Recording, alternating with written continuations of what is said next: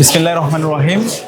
বাংলাদেশ খেলাফত ছাত্র মজলিসের উদ্যোগে শাপলায় শহীদদের স্মরণে যে চিত্র প্রদর্শনী আয়োজন করা হয়েছে, আমি ঢাকা বিশ্ববিদ্যালয় কেন্দ্রীয় ছাত্র সংসদ ডাকসুর পক্ষ থেকে এই আয়োজনের জন্য আন্তরিকভাবে মোবারকবাদ জ্ঞাপন করছি। শাপলা আমাদেরকে শেখায় কিভাবে মানুষের অন্যায়ের বিরুদ্ধে কথা বলতে হয়। শাপলা আমাদেরকে শেখায় কিভাবে আজাদির জন্য সবাইকে এক বিন্দুতে মিলিত করতে হয়। শাপলা আমাদেরকে শেখায় কিভাবে আল্লাহ এবং আল্লাহ সাল্লাল্লাহু আলাইহি সাল্লামের মর্যাদা রক্ষায় কিভাবে তাওহীদের জন্য, শাহাদাতের জন্য প্রস্তুত থাকতে হয়। সেই 2013 সালের 5 মেতে আমরা দেখতে পেয়েছি বাংলাদেশের আমাদের আলেম উলামারা পুরো জাতিকে রাস্তা দেখিয়েছিল। যখন সবাই হতাশায় মগ্ন ছিল, সেই সময়ে এদেশের আলেম উলামারা, মাদ্রাসা শিক্ষার্থীরা পুরো জাতিকে আশার আলো দেখিয়েছিল।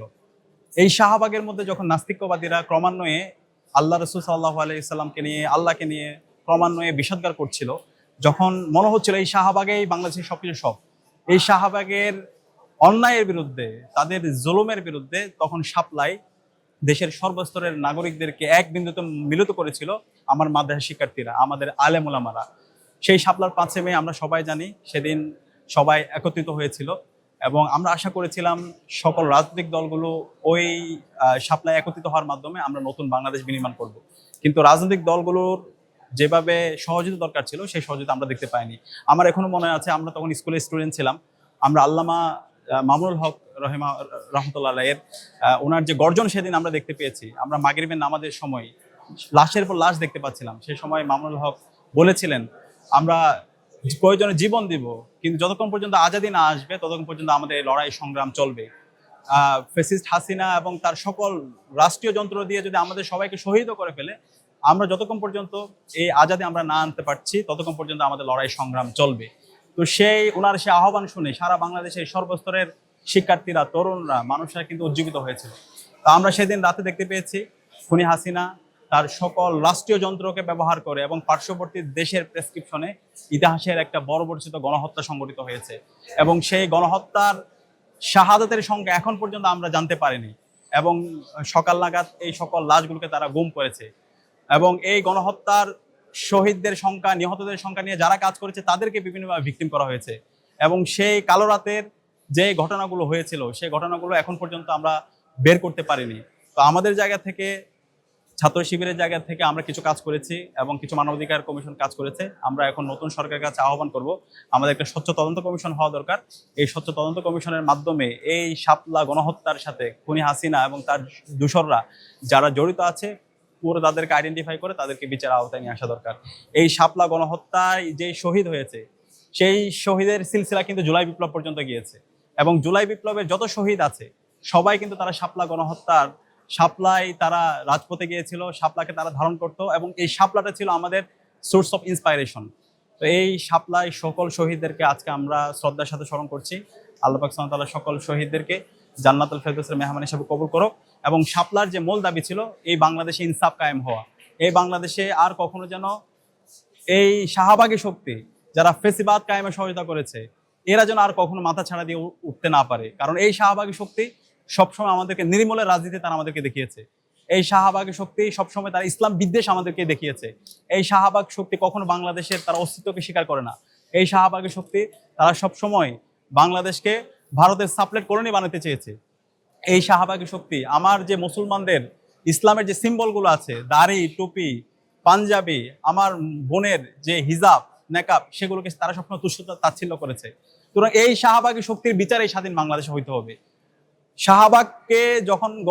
শাহবাগের পরে শাপলায় যখন গণহত্যা হলো, এর পরবর্তীতে 13 বছর জুড়ে যে ফেসিবাদ কায়েম হলো, এই ফেসিবাদ কায়েমের পিছনে এই শাহবাগী শক্তির ভূমিকা ছিল। তারা কি করেছে? তারা এই খুনি হাসিনার আইনগর প্রকল্পকে তারা বৈধতা দিয়েছে। বেগম খালেদা জিয়াকে যখন এতিমের টাকা আত্মসাৎকারী হিসাবে তাকে উপাধি দিয়ে তাকে যখন দিনের পর দিন কারাগারে রাখা হয়েছে, সেটাকে তারা বৈধতা দিয়েছে। এই শাহবাগী শক্তি ক্যাম্পাসে ক্যাম্পাসে গণরুম, গ্যাস রুমের মাধ্যমে শিক্ষার্থীদের উপর যে নির্যাতন নিপীড়ন হয়েছে সেটাকে বৈধতা দিয়েছে। সারা দেশে আলেম ওলামাদের উপরে যে হামলা এবং মামলা হয়েছে সেগুলোকে তারা বৈধতা দিয়েছে। এভাবে যে অবৈধ নির্বাচন গত 13 বছর ধরে শাপলা গণহত্যা পরবর্তী এই সকল অন্যায় জুলুমকে এই শাহবাগী শক্তি তারা বৈধতা দিয়েছে। সুতরাং আজকে এই নতুন বাংলাদেশে, জুলাই বিপ্লব পরবর্তী নতুন বাংলাদেশে আমাদের প্রধান দাবি হলো শাহবাগের বিচার এই স্বাধীন বাংলাদেশে হতে হবে এবং এই শাপলা গণহত্যার যারা কুশলী আছে, খুনি হাসিনা এবং তার দূষর, এবং এই সকল শাহবাগী শক্তিকে বিচার আওতায় নিয়ে আসতে হবে। এবং ওই সময় যারা মিডিয়া ট্রায়াল করেছে, আপনাদের স্পষ্টভাবে মনে থাকার কথা, 6 মে বাংলাদেশের তথাকথিত যে মিডিয়াগুলো আছে, প্রথম আলো, ডেইলি স্টার, তারা এটাকে তাণ্ডব হিসেবে বলেছে।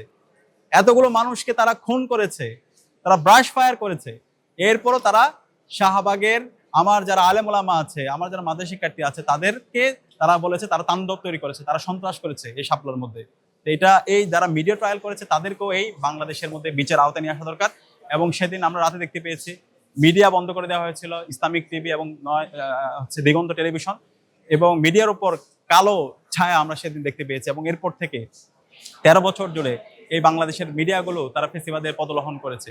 তো আমরা এই নতুন বাংলাদেশে আমাদের প্রত্যাশা থাকবে এই শাপলা গণহত্যার বিচার যেন স্বাধীন বাংলাদেশে হয়, এবং 5 মে এই যে শাপলা গণহত্যা, এটাকে যেন রাষ্ট্রীয় স্বীকৃতি দেওয়া হয়, এবং এই রাষ্ট্র কর্তৃক যে গণহত্যা হয়েছে সে গণহত্যার দায় স্বীকার করে জাতির কাছে ক্ষমা চাওয়া হয়, এবং শাপলা গণহত্যায় যে সমস্ত শহীদ পরিবারের রাষ্ট্রের পক্ষ থেকে যেন তাদেরকে স্বীকৃতি দেওয়া হয়, রাষ্ট্রের পক্ষ থেকে তাদের দায়িত্ব নেওয়া হয়, এবং যারা আহত আছে, যারা এখন পর্যন্ত পঙ্গু অবস্থায় আছে, তাদেরকে রাষ্ট্রের পক্ষ থেকে তাদেরকে দায়িত্ব নেওয়া হয়, এবং শহীদদের সংখ্যা একটা স্বচ্ছ তদন্ত কমিশন গঠন করার মাধ্যমে শহীদদের সংখ্যা যেন আইডেন্টিফাই করা হয়, এবং সবাইকে বিচার আওতায় নিয়ে এসে একটা ইনসাফের বাংলাদেশ বিনির্মাণ করা হবে, সে উদাত্ত আহ্বান আমাদের থাকবে।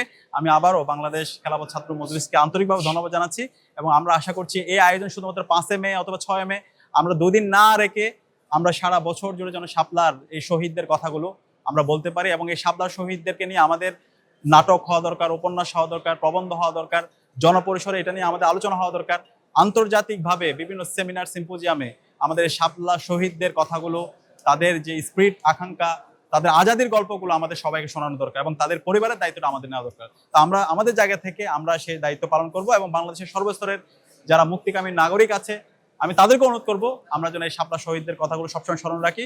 এই শাপলার শহীদদের রক্তের উপর ভর করে আমাদের জুলাই এসেছে, এবং আজকে আমরা নতুন বাংলাদেশ পেয়েছি, আজকে আমরা আমাদের ধর্ম চর্চা করতে পারছি, আজকে আমরা আমাদের পরিচয় দিতে পারছি। আমরা যেন আমাদের হিরোদের কথা সবসময় স্মরণ রাখি, এবং দোয়ার মধ্যে সবসময় যেন আমাদের হিরোদের নামগুলো যেন আমরা সবসময় রাখি।